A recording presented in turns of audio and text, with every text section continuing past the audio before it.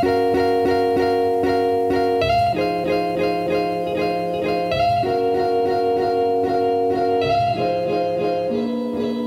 everyone, welcome back to the Commercial Real Estate Library Podcast. I'm Dama Tamanawala, you know my co-host Garrett McGilvery, and joining us today is the president and CEO of Choice Properties, Choice Real Estate Investment Trust, Rael Diamond. Thank you so much for joining us. Oh, thank you for having me.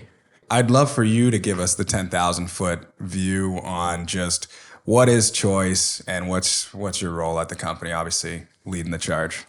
So Choice Properties is a real estate investment trust, as you said. We're actually the largest REIT in Canada. We own 700 properties. We have roughly $16 billion of assets. From an income perspective, about 80% of our income is grocery anchored retail. Loblaw would be our largest tenant. We do have other grocery tenants as well, but Loblaw is our largest tenant because we are controlled by George Weston, which is also the parent company of Loblaw. About 15% of our income comes from industrial properties, and about 5% of our income comes from mixed-use residential properties. We pride ourselves in the strength of our balance sheet, and we just think it's a compelling investment opportunity with very, very stable assets, growth coming out of our future developments, which we can speak about later, and then this very, very strong balance sheet. So as you mentioned, I'm very fortunate to be the CEO of Choice Properties, and I work with a phenomenal team of real estate professionals. Okay, so here's what we want to cover during this. We want to, as you mentioned, we want to get into the whole company objectives, where you guys are going to be in 5 years, what are the current challenges, exciting opportunities, all that stuff. We want to get into the market, of course, but why don't we start with your background, how you got involved in, even in real estate. We can pick up on an accent from South Africa. Yeah. What's the backstory? All right, so as you said, I'm South African. I moved to Canada when I was just under 19 years old. And my parents wanted to leave South Africa, and my older brother and myself came. My older brother came a year earlier than myself. And my parents were going to follow shortly thereafter. I studied accounting, and why accounting is every good business South African that I ever met was an accountant. So I always had this idea that I have to be an accountant. And studied accounting. I did an undergrad at York University, and I actually worked in this building on this floor. The 14th floor of Brookfield Place was my first job, which was Deloitte & Touche. Wow. And in fact, when I emailed to find out where I was going, and you were the 14th floor at Brookfield Place, I had flashbacks to my earlier days. So I'm an accountant. My first job at Deloitte, they assigned me to a funeral home company. And why I was on a funeral home is because I was in the financial institution group, and the financials in funeral homes, hold large, cash positions, given people prepay their lots. And I went to my boss at the time and I said, I really don't want to be on a funeral home. And he said to me, well, the worst job in the office is a real estate entity. I won't say the name. The worst job in the office is a real estate entity. People work long, long hours. How do you feel about switching into real estate? And I said, great. And honestly, it was by far the best random, lucky move ever. And that is how I got into real estate. And I've truly loved it ever since. I learned it from the accounting side. And then when I was at Deloitte, tapped me on my shoulder and said, why don't you go and meet our client? Back then it was Brascan. Brookfield or Brascan at that time used to hire accountants. Was pre-Sarbanes-Oxley, and I was the fortunate position to get a job at Brookfield in their real estate group, actually as their controller. From Brookfield, phenomenal training ground. What is a controller, by the way? I picture it like a CFO, basically, but in the CFO's world, he or she would be responsible for various functions: investor relations, accounting, IT are the three general ones. So the accounting function, so controlling the books and records, was essentially a controller responsible for the accounting function of a public entity. I actually started as the controller of the Canadian commercial division, so essentially the Canadian office company. Wow. I'd moved around a bit with Brookfield. I'd lived in New York for 4 years, and it was time to come back to Canada. I joined an entity as CREIT. I was the CFO of CREIT for a few years. I then moved to the Chief Operating Officer of CREIT, and Choice purchased CREIT in 2018. And I took over the current role in 2019. And I truly believe that Choice is the best positioned REIT in the industry, and we can definitely speak about that later. You might be biased on that. I am biased. Right? I'm sure everyone who says biased, but yes, I am biased. Can you talk about the acquisition of CREIT, also known as CREIT for others folks? Can you talk about what that acquisition was to Choice, and like what was happening internally at the time, and what changed in the transition that you kind of led? So Choice, so going back in 2013, Loblaw, so Galen West and Richard Dufresne had the view that they could maximize the value of their real estate and shine a light on it. And they spun out a small interest in their real estate entity, which was Choice Properties. And for the first 5 years of existence, Choice was obviously very focused on grocery-anchored real estate, but really trying to intensify that real estate with pad development. But they always knew for the entity to be a real standalone real estate entity, it had to diversify more away from Loblaw. And the only way that it could do that was by buying, another real estate entity. CREIT actually was the oldest REIT, was the first REIT in Canada. It was founded by an individual, Stephen Johnson, who actually was the CEO of Choice post the acquisition. CREIT was a diversified portfolio, had very low leverage. It was focused on grocery-anchored retail or retail, industrial, and then some office assets. And Choice saw CREIT as a great target to, help diversify away from Loblaw, not because Loblaw is not phenomenal real estate, it is, but more it solidified it as a true real estate entity. The transition was hard, and I never led it. I was part of the team that was involved in the integration. The transition was hard. We made definitely some mistakes on the integration. Primarily, I would say some communication mistakes. We should have communicated more with colleagues on, how they fit into the larger organization. So, the systems integration was hard, but honestly, our culture today is truly phenomenal. We actually do culture surveys, and the first time we did a culture survey was in 2019, and our engagement scores were like, call it 50%. So 50% of our employees said this was a great place to work. And today, the majority of our colleagues say that Choice is a great place to work. So something that we're very proud of. Probably the thing I'm most proud of is just how our culture has changed over the last 5 years. I love those surveys because our managers come around and they're like, we can't force you to do it, but we would like you to.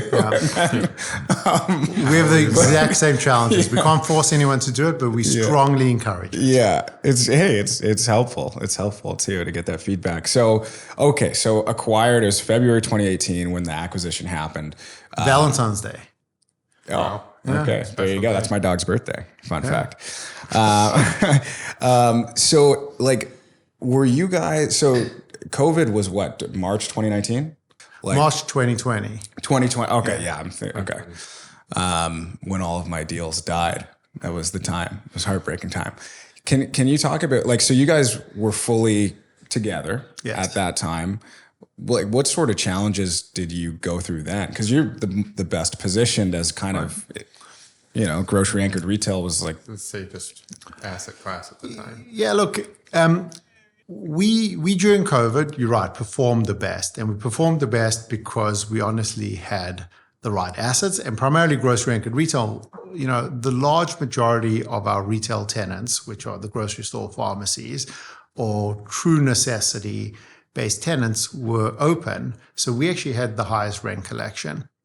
But, the challenges were the same as many others in that we had to learn how did we, work from home when our systems truly didn't allow for it? Like in the beginning, we were doing conference calls, we were doing Skype. Right.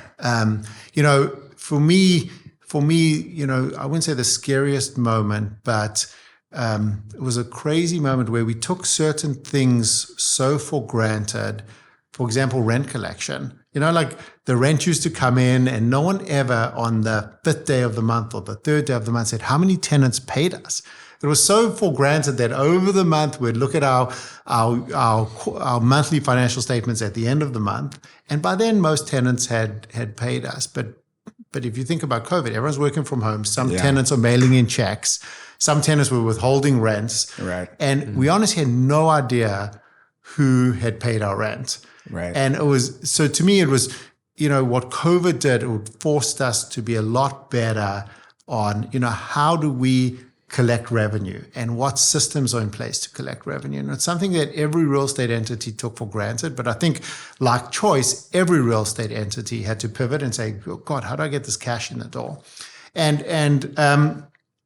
the other challenging thing was, so difficult, you wanted to try and retain as many tenants as you could, and governments were obviously responding accordingly with programs to support tenants. And it was just a confusing time.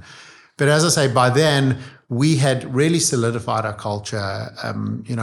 Our colleagues were working well together, and it was phenomenal. People worked so hard and really, communicated and rallied behind, and Teams calls and we take Zoom and Teams so for granted today, but we didn't have it on as a part of our systems in the early days of COVID.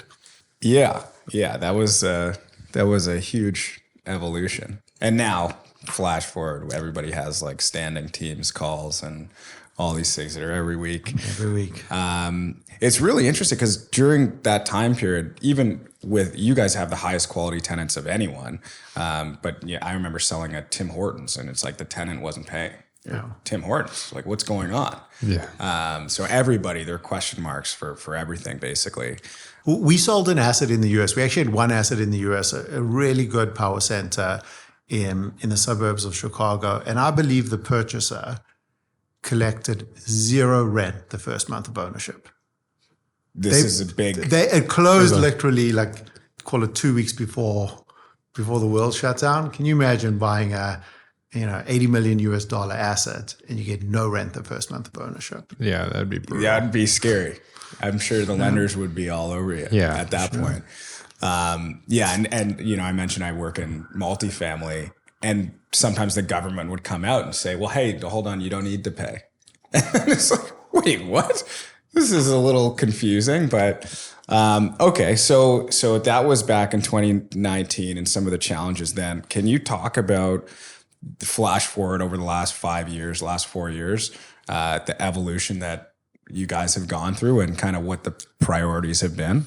If you think of Choice has, grown from, call it, the 4th or 5th largest REIT to the largest REIT. And that was through a combination of the acquisition of CREIT that you mentioned, but also since then, we've done about $4 billion of transactions, buying and selling assets. And initially, a lot of our dispositions were focused on improving the quality of our balance sheet. So we as a management team felt it was important, and obviously with alignment with George Weston and the board, was felt important to have a strong balance sheet. So we sold assets to help us delever, obviously our balance sheet, and then we sold assets to improve the quality of our portfolio, and we focused on specific asset classes. So today we focused on retail, we focused on industrial, and we focused on multifamily or purpose-built rental. We had a large office portfolio, which we didn't feel it had the same ability to get the same scale that our retail or industrial or over time our residential could. So we actually did a unique transaction with Allied where we sold them, 6 very high quality assets in exchange for units. And then the remaining office assets we actually sold over time. So I'd say so it's the deleveraging and then the disposition of office, and then leaning more into industrial and purpose-built rental were, the major changes that have happened over the last 5 years since the acquisition of CREIT. But as I say, it's been a collective effort, and we are in phenomenal shape today. And when you are investing in the industrial asset class, is that something that is being occupied by the Westons or Loblaws and stuff like that? Or is that properties that you are leasing out to third parties? About 60%, just under 60% of our retail income comes from Loblaw. On the industrial side, it's about 30% comes from Loblaw. And we view Loblaw as a huge competitive advantage. And the reason I say that is, firstly, when it comes to the neighborhood shopping centers, we obviously have a right to buy future sites from Loblaw. When we're buying sites on the market, we can figure out a win-win for both Choice and Loblaw. For example, buying a Shoppers Drug Mart on Eglinton Avenue where Loblaw may have been out of term, where we could restructure the lease and Choice has great holding income and a future development site. But on the industrial side, as an example, we've tied up land I'll give you an example. We tied up land during COVID actually for Loblaw's supply chain, modernization or investment. We tied up some land in East Gwillimbury, and we tied it up through a mezz loan structure through an existing partner we have, which is Rouse Commercial Developments. And it's that competitive advantage knowing that you potentially have a tenant. So it was 150 acres.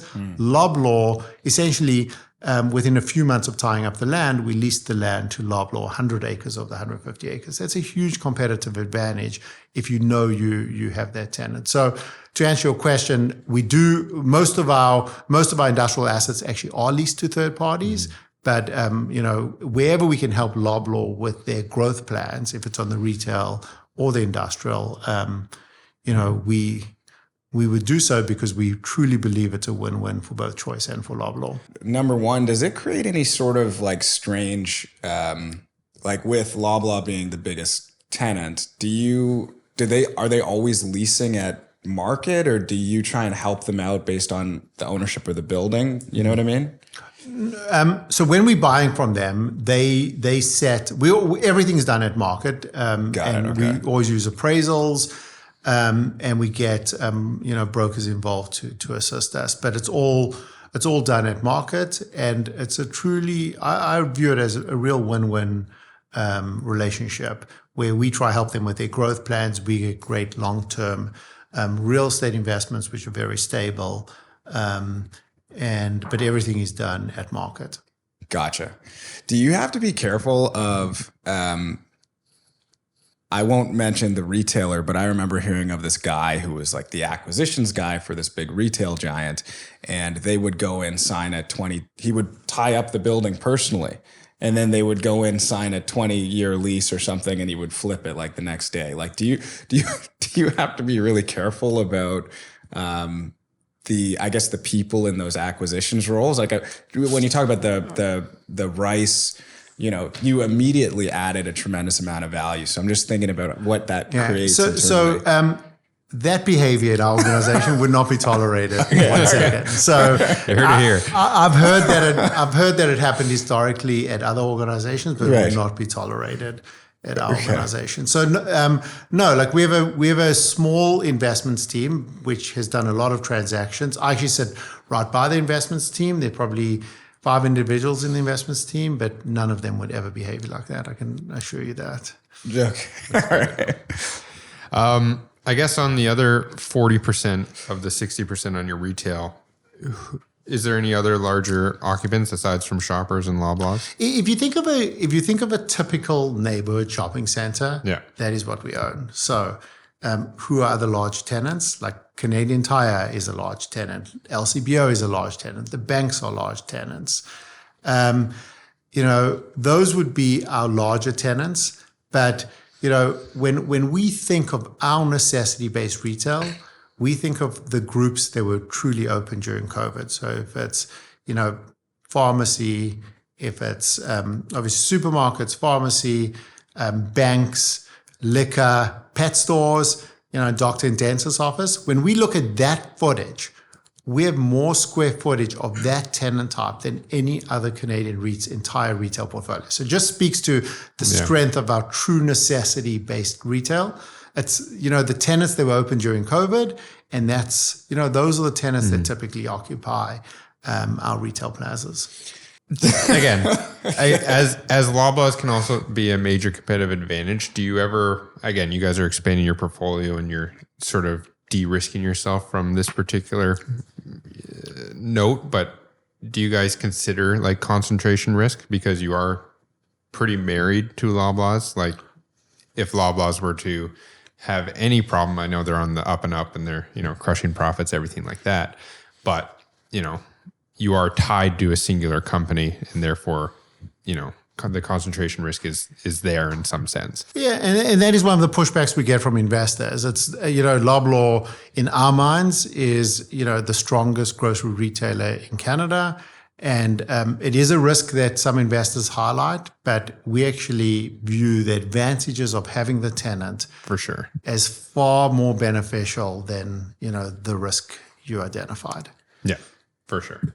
In fact, we're sitting here, and you can see there is a Loblaw on Queen's Quay just behind these buildings. Like Choice owns that. Looks like a great development site. It's a phenomenal development site one day, but and that's reality. If the tenant ever decides to give up the location, many of our properties have real redevelopment potential. They have real redevelopment potential regardless of the tenant closing, just given the land sizes we own. But if you just think of Toronto, Choice has more dots on the map in Toronto than any other REIT, probably than any other entity. And those dots on the map will be something different in the future. And that is part of our future redevelopment potential. Yeah.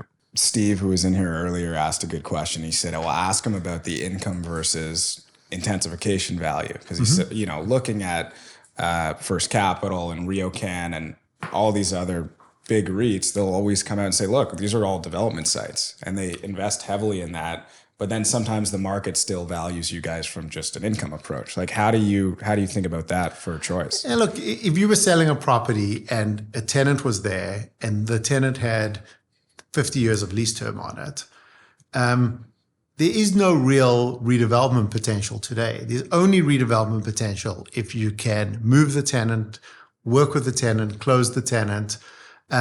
But unless you can do that, there is no real redevelopment potential. And I think, again, that speaks to, so on that type of property, it should be valued more like an income property. Right. And maybe on, the lower cap rate side, because there is that real future upside. But at the end of the day, it should be an income property. But one of our advantages is, again, we're trying to work with Loblaw. And in fact, in the creation of Choice, Loblaw did something really smart. They created something called the Strategic Alliance Agreement. So what's the Strategic Alliance Agreement? It governs our relationship between Choice and Loblaw. We have supermarket space, we have to offer it to Loblaw first. If Loblaw is selling an asset, they have to offer it to us first. But if we're intensifying properties, we have to pay them a small fee. And the fee ranges based on what you're building in the market. But the most expensive fee payment we ever pay them is if you build condo in, call it Toronto. And the numbers, it's all publicly disclosed, but call it the numbers $30 a foot.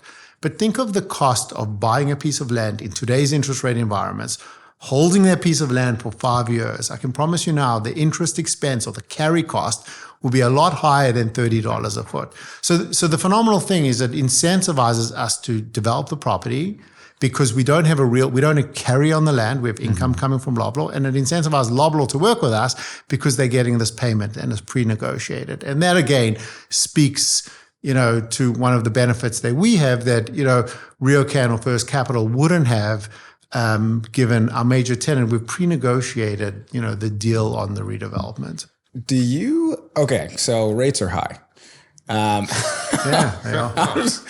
How are they? It's everybody's feeling it. So how, being a public market operator, how has it affected you over the last year or so? Just this crazy interest rate hiking environment. Right. So I spoke earlier about the first thing we did was we sold assets to delever our balance sheet. Right. So again, I truly believe we are best positioned because we have the lowest leverage. In fact, when we issue debt publicly, we issue it at the lowest credit spreads of any of the Canadian REITs. We have one of the highest, or if not the highest credit rating of any of the Canadian REITs. But we've actually been impacted probably more than most. And you may say, well, how, if you have the lowest leverage, have you been impacted more than most? And it's because of the way we manage the balance sheet. The way we have managed the balance sheet is that we have a 10-year ladder. And what that means, we have 10% of our debt coming due every single year. Whereas other REITs, they have shorter debt terms than us, but it's lumpier. And we've done more refinancings than other REITs have done. In fact, probably a year ago, we did a debenture issue where we issued debt at 6%. And we got a lot of heat from investors and I'd say also other REITs on issuing this debt at 6%. And it was done, I call it a 250 basis point spread. But for us, the way we think about it, we're always going to try and do long-term debt and we're going to keep our ladder. We're going to stick to our strategy. And the reality today, other REITs couldn't even issue at 6% where the 10-year bond is at 3.8%. So you never know what tomorrow's going to bring. And for us, we've continuously stuck to our strategy of keeping this 10-year ladder, and we'll continue to push out debt term wherever we can. Interesting. Whereas I'm just picturing the guys with the lumpier debt terms, and then they're fine right now, and then next year they go, holy Jesus. And if interest rates go down, they're going to be right, and if they stay elevated, it's going to be very painful. But for us, it's the CFO, he always says to me, he says, his real focus is make sure that the balance sheet never gets in the way of running the business. And in COVID, we actually got some phenomenal opportunities in COVID because we had a strong balance sheet and we could actually use it. So I spoke about that East Gwillimbury opportunity. We bought a portfolio of industrial assets on long-term leases, which at that time was, healthy pricing, but given where industrial land has gone, it was very cheap. We also bought almost 400 acres in Caledon, and was a very large purchase. But it was those large acquisitions that we could do given we had that strong balance sheet. It's really interesting. So a lot of our conversation is focused on this environment that we're in. That's why we wanted to kind of go back, because at least from an investment standpoint, a lot of our audience, they're brokers and they're going, what the hell is going on? This is crazy. But let's talk about the flip side of it. Looking out, 2-3 years, what opportunities are you most excited about? Yeah, look, let's speak quickly just on the environment. So this environment favors those, I believe this environment favors those with a strong balance sheet and favors those with the right assets. If you have the right assets, you will be able to source debt. Honestly, if I had a crystal ball and could tell you what's going to happen 2 or 3 years from now, you should all buy Choice stock because we are going to do phenomenally well. But we don't have that crystal ball. So we're going to focus running our business, which enables us to take advantage of opportunities if things get dislocated. And it's interesting.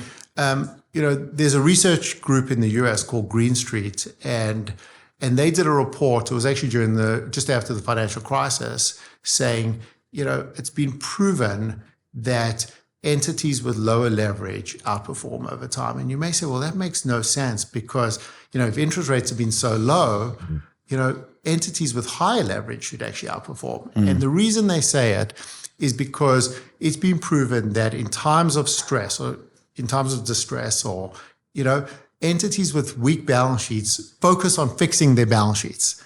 They miss opportunities. They have to go do dilutive equity raises. And, there have definitely been others in the US and in Canada who have to sell their best assets because those are the ones you can sell at the moment. And you just think about it, you're selling your best assets. It's very short-sighted in light of a very long-term asset class. So that's why we very much focus on maintaining the strong balance sheet. And if you have a strong balance sheet, we will procure or source debt. And if you have the right assets, you'll get the debt. It's when those two things, you own the wrong assets and wrong capital structures when you land up in trouble. Yeah, and you can be in position to buy those best assets from and we'll see. And so I don't know what tomorrow's going to bring, but that's why we maintain on having that strong balance sheet so we can take advantage of those opportunities if they come. And if they don't come, it's fine too, because we can continue to do, development and invest in our business without relying on the capital markets. Are you guys going to stay in Canada? Your portfolio is exclusively in Canada now, right? So with that in mind, and within this position that you guys are in, what sort of big opportunities might be presenting themselves? Are you looking at some of these CREIT or CREIT sized opportunities right now and saying we could buy that for pennies?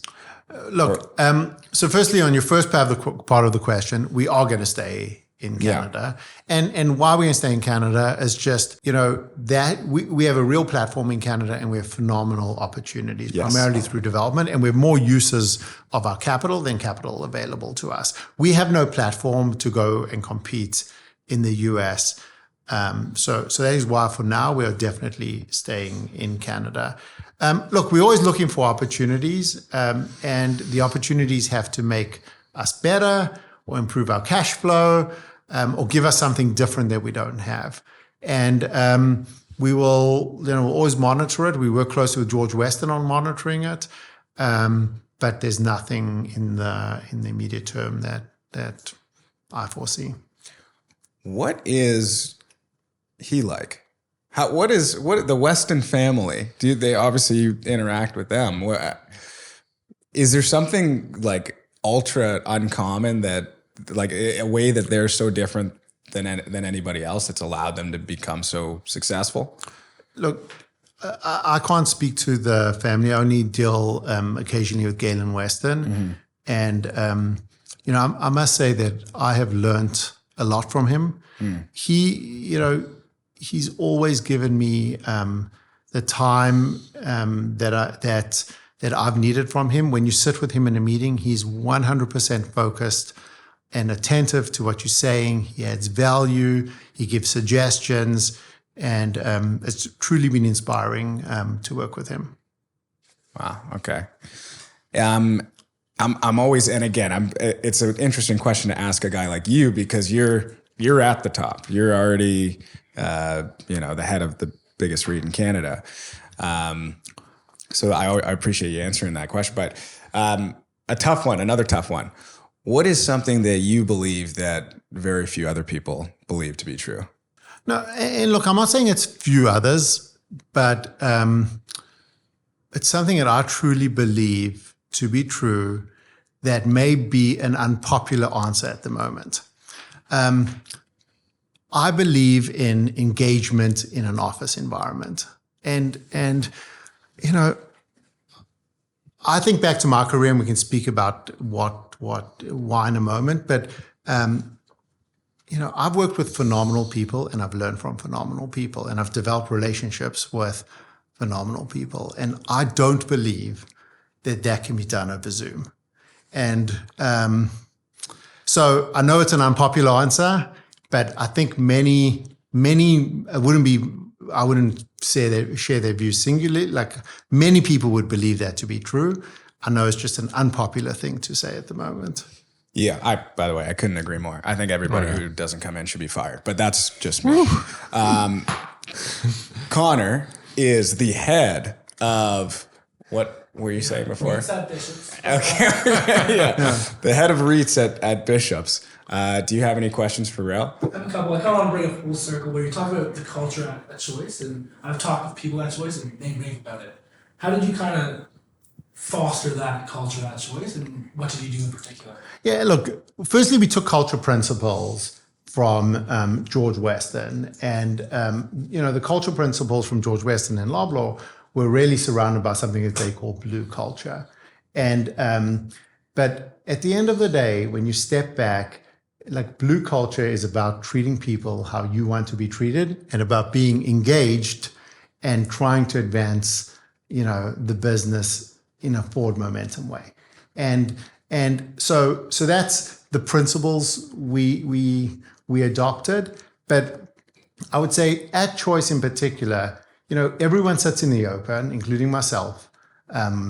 We really try and treat people how we would want to be treated. And I think it's a very friendly environment. We're a small organization. We only have, call it, roughly 300 people. And most people. And because we're not in offices and because we are in the open, you can get to develop, personal relationships with people and get to know the person while you're working on a project with them. It's crazy, and that's a great answer. But it's crazy in real estate how you guys are a $16 billion company and you only have 300 people. That's wild. Yeah. Look, and part of the reason is look, so we have some properties where we have one or two tenants on those properties, and one person can manage multiple properties. Yeah. And, some of those properties are exceptionally valuable, with a single tenant paying you rent. So we are lucky. But generally, real estate, you find that where the assets are disproportionately large for the number of people that you have. Mm-hmm. And also, I'd say when we did sell our office assets, like office were more people, intensive, just, the number of building operators or property managers you would have at a property. Let me just ask this one market news question. So I think Connor was telling me Allied just sold $1.35 billion. Mm-hmm. Data centers, yeah, maybe some non-core. They have that. They're very involved in the internet, I'm learning. Yeah. Michael, I think, is going to be on the podcast in a week or two. But what do you think about that transaction and what that means for those guys? Look, Michael had done a phenomenal job maximizing value of that asset. And Connor may know how much he bought it for and what he sold it for. But, the important thing for Allied, from our perspective, we are not an insider of Allied. We don't sit on the board. We do own 8.5% of them through their transaction, I said. But the important thing from my perspective is that, they got $1.35 billion in the door, which allows them to strengthen their balance sheet and allows them to operate their entity through this period of, call it uncertainty, re-office, even though I truly believe in office and I truly believe in their portfolio, but it allows them to operate their entity without relying so much on the capital markets. It comes back to the earlier thing I said, that in this environment, people with the right assets or people with the right balance sheets will do fine. And this put Michael and Allied in a position that they have the right balance sheet in this environment. So I think it was a phenomenal transaction for them. Yeah. So my question is not real estate related.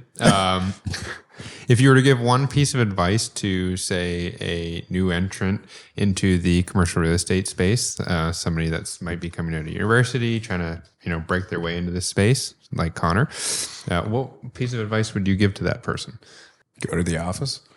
Go to the office. It's funny you say that, but I think I don't think this advice relates just to real estate. I think it relates to showing up every day. And what I mean by showing up, it's, the story I was going to tell you about why I am a firm believer in working in an office environment has actually happened on this floor.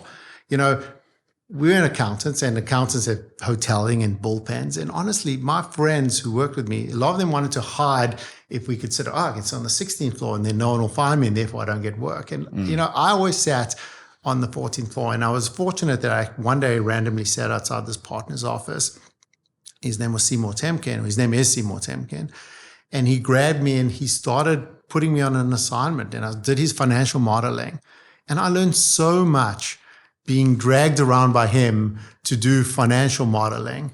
And it was that taught me that you have to be present and show up. And today I find, so many people want to be at home and on Zoom. And I'm not saying there's not a time and a place for it, but if you want to advance and you want to learn from people around you, you're never going to get that great assignment, whatever industry you're in.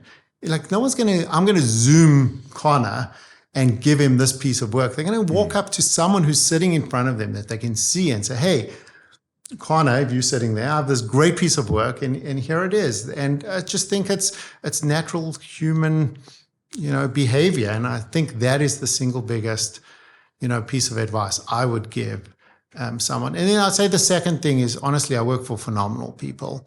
And, it doesn't really matter what you do, but work for someone that truly wants you to be successful and wants you to grow.